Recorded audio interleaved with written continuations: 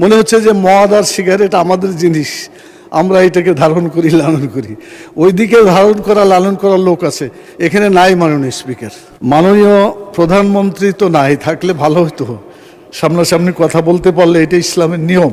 তবে উনি যেখানেই থাক, উনি শুনছেন, উনি নিশ্চয় শুনছেন, অথবা শোনানোর মতো প্রচুর লোক আছে। তো উনি গত কক্সবাজারে একটা বক্তব্য রেখেছিলেন বাজেটের ব্যাপারে। বাজেটে তো আলোচনাই হয়নি, আমরা কেবল শুরু করলাম। উনি বলছেন যে মানে জামাতকে লক্ষ্য করে, আমাদের বিরোধী দলকে লক্ষ্য করে বলছেন যে ওনারা এটাকে গণবিরোধী বাজেট বলেছেন, আর এখানে ওনারা মদ এবং সিগারেট এর মূল্যকে কমানো হয়েছে, এটা বাড়ানো হয়েছে, কিন্তু এটাতে আমরা নাকি প্রতিবাদ করেছি যে কেন বাড়ানো হলো। মনে হচ্ছে যে মদ আর সিগারেট আমাদের জিনিস, আমরা এটাকে ধারণ করি, লালন করি।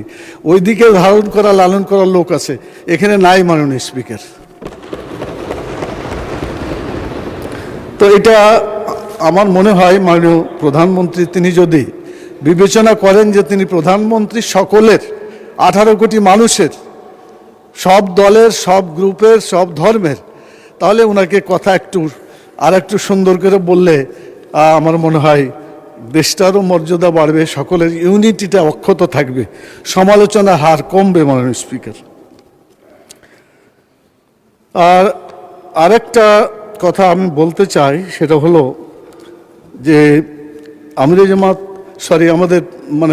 জামাত মানে মাননীয় বিরোধী দলের নেতা তিনি শুরুতেই বলেছেন যে ভালো কাজ যেটাই হবে, সরকারি দলের যেটাই হবে, তাদেরকে অকুণ্ঠ সমর্থন আমাদের আছে।